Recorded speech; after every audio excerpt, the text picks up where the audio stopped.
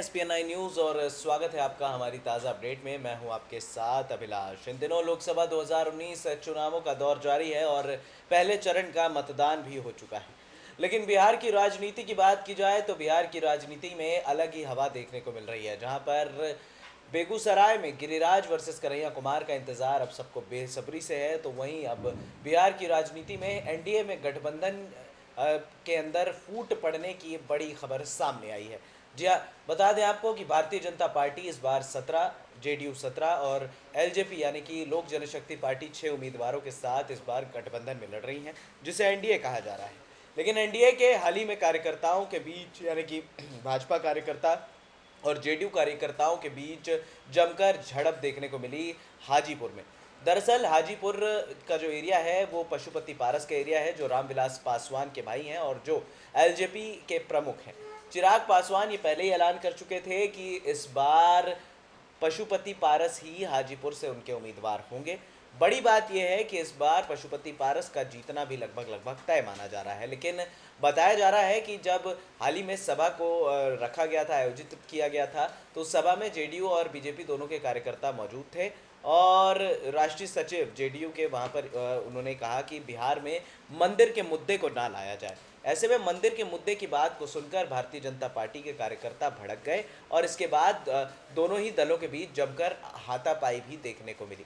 बड़ी बात यह थी कि इस हाथापाई के बाद अब ये खबर भी सामने आ गई है कि क्या एनडीए के अंदर अब फूट पड़ती दिखाई दे रही है, क्योंकि जब जब एनडीए बीजेपी का अलायंस एनडीए के अंदर बीजेपी और जेडीयू का अलायंस हुआ है, अक्सर फूट की खबरें जो है वो सामने आती रहती हैं। अब जब इस तरह की खबरें सामने आती रहेंगी तो फिर सामने से ये खबरें जो हैं ये आपको हैरान कर देती हैं। और जब ये ऐसी खबरें ये सामने आ रही हैं कि भैया इनके बीच में फूट पड़ी है, ये खबरें जो हैं ये आपको आगे तक लेकर जाएंगी, ये खबरें आपको कहीं ना कहीं अब अलायंस के टूटने की जो एक असली तस्वीर है वो सामने आती है।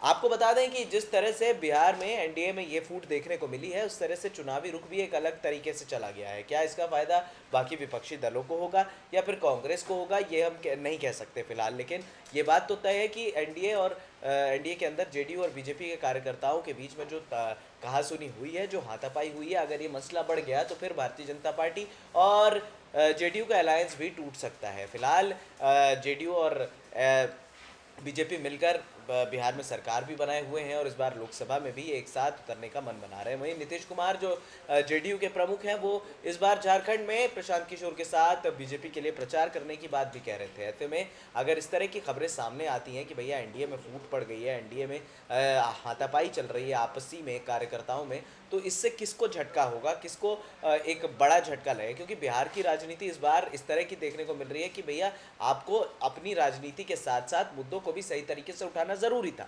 एक तरह से जेडीयू के कार्यकर्ता सही भी कर रहे थे कि भैया मंदिर का मसला जो है वो यूपी के आप बिहार में कहाँ आप उस मसले को लेकर आ रहे हो। बिहार में आप विकास की राजनीति के बारे में बात करो, बिहार में आप नेताओं के बारे में बात करो, बिहार में आप पक्ष और विपक्ष के बारे में बात करो। लेकिन ये सब बातें के अलावा यहाँ पर मंदिर के मुद्दे को लेकर इस तरह की चीज़ें सामने आ रही हैं जो शायद एनडीए के लिए सही नहीं है। और फिर उसके बाद जब इस तरह की फूट की खबरें सामने आती है तो फिर आगे सीधा सीधा विपक्षी दल को बड़ा फायदा होता है।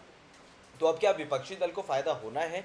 क्या यहाँ पर जो बिहार में एनडीए के अंदर जो फूट की खबरें सामने आ रही हैं, ये क्या आगे विवाद और बढ़ेगा, ये भी देखना दिलचस्प होगा। फिलहाल अगर आप देखें तो यहाँ पर एनडीए के अंदर एक ज़बरदस्त घमासान देखने को मिल रहा है, एक ज़बरदस्त फूट देखने को मिल रही है और यही फूट शायद आगे चलकर सभी विपक्षी दलों को परेशान भी कर सकती है, हैरान भी कर सकती है। हालांकि इसकी खबर फिलहाल प्रधानमंत्री नरेंद्र मोदी को नहीं लगी है जैसी खबरें आ रही हैं, क्योंकि जब इस तरह की चीज़ें आती तो वहाँ पर सुशील मोदी और ये सब बैठे हुए हैं। आखिर सुशील मोदी वहाँ बैठे बैठे क्या कर रहे हैं, ये बात सूझ से पार चली जाती है। खाली अपना ज्ञान देते हैं, अपनी तरफ से बातें कहते हैं और वहाँ से निकल जाते हैं।